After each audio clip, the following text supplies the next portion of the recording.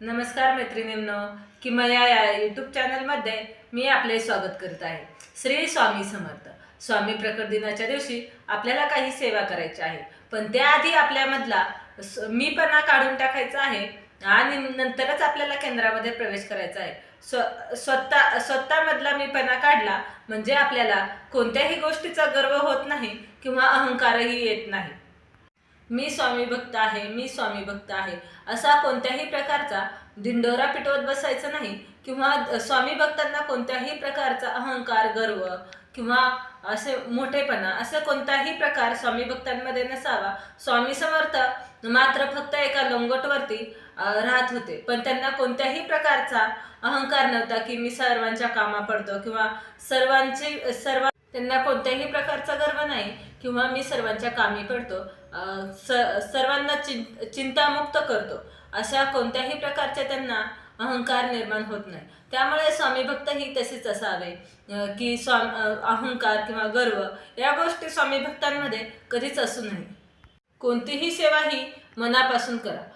आपल्या मनामधील कोणतीही इच्छा हे स्वामी नक्कीच पूर्ण करतील. आपल्याला जी सेवा शक्य आहे ती करा. स्वामी पाठ करा किंवा नामस्मरण करा, कोणतीही सेवा करा, पण आपला दिवसातला काही ना काही वेळ हा स्वामी सेवेमध्ये नक्की द्या. आपण स्वामी सेवेमध्ये आलो म्हणजे आपले काही ना काही पूर्वजन्मीचे पुण्यफळ आपल्याला प्राप्त झाले असेल, म्हणूनच आपण स्वामी सेवेमध्ये आलो किंवा स्वामी समर्थ महाराज आपल्याकडून सेवा करून घेत आहेत. प्रत्येक घरामध्ये एक तरी स्वामी सेवेकरी असावा. आपल्या मुलांनाही स्वामी सेवेमध्ये आपण सवय लावून घ्यावी, त्यामुळे आपल्या मुलांनाही सवय चांगल्या लागतात आणि आपल्या घरामध्येही प्रसन्न वातावरण राहते. आपल्या मुलांना स्वामी प्रकट दिन असो किंवा स्वामी पुण्यतिथी असो, दत्त जयंती असो, अशा वेगवेगळ्या प्रकारच्या जे उत्सव असतात त्याच्याबद्दलची माहिती कशासाठी असते, कोणत्याही प्रकारचा या सेवेमध्ये काय फायदा होतो किंवा आपल्यातून काय बदल घडतात हे मात्र आपल्या मुलांना नक्की शिकवा. स्वामी प्रकट दिनाच्या दिवशी सर्वप्रथम प्राधान्य द्या ते म्हणजे आपल्या घरातील सेवेला. त्यानंतर आपल्याला कुठलेही केंद्रातली असो किंवा मंदिरातली असो, कुठल्याही ठिकाणची सेवा करायची असेल ती नक्की करा, पण सर्वप्रथम आपल्या घरामधील स्वामींचे स्थान जे आहे ते स्थान आपल्याला चांगल्या पद्धतीने म्हणजे आपल्या घरामध्ये आपल्याला स्वामींची सेवा ही नक्कीच करायची आहे. आपल्या घरामध्ये मूर्ती असेल किंवा फोटो असेल तिथे आपल्याला सर्वप्रथम सेवा करून घ्यायची आहे. मग तुम्हाला कुठे अक्कलकोटला जायचे असेल किंवा कोणत्या मंदिरात जायचे असेल, केंद्रात जायचे असेल, तिथल्याही सेवा आपण नक्की करू शकतो, पण आपल्या घरामधील स्वामींची सेवा ही नक्की झाली पाहिजे. आपण आपल्या घरामध्ये महाराजांना जे स्थान दिले आहे त्यामुळे आपल्या घरामधील जर सेवा झाली नाही तर आपल्या मनामध्ये ही खंत राहते आणि आपण देवांना फारसे ठेवून कुठेतरी गेलो तर आपल्यालाही दिवसभर जरी दुसऱ्या ठिकाणी आपण सेवा करत असलो तरी आपल्या मनामध्ये मात्र नक्की असे येते की आपण घरामधील सेवा तशीच राहिली आणि आपण दुसरीकडे सेवा करत आहोत.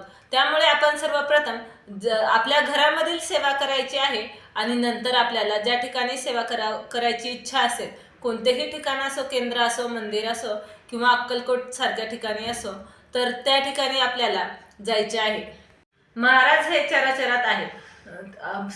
श्री स्वामी समर्थ किंवा जय जय स्वामी समर्थ. काही जणांना सवय असते अवधूत चिंतन श्री गुरुदेव दत्त.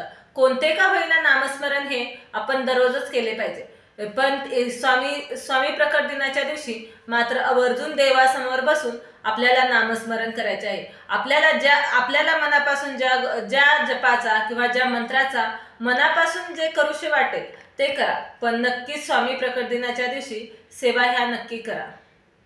तुमच्या मनाला प्रसन्न करणाऱ्या किंवा तुमच्या मनाला भावणाऱ्या सेवा तुम्ही करा.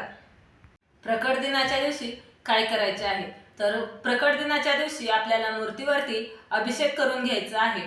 पंचामृताने, पाण्याने अशा पद्धतीने आपण अभिषेक नक्की करून घ्यायचा आहे. जर आपल्याकडे मूर्ती नसेल तर स्वामींचा फोटो हा स्वच्छ करून घ्यायचा आहे आणि स्वामींना वस्त्र धारण करायचे आहेत, पिवळ्या रंगाचे फूल अर्पण करायचे आहे.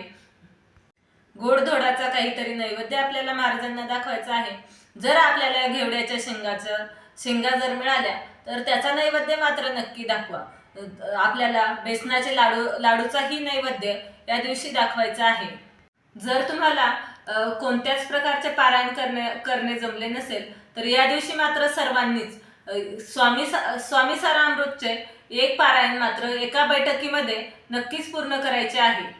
सर्व स्वामी भक्तांनी एका बैठकीमध्ये 21 अध्याय या दिवशी नक्की पठण करायचे आहेत.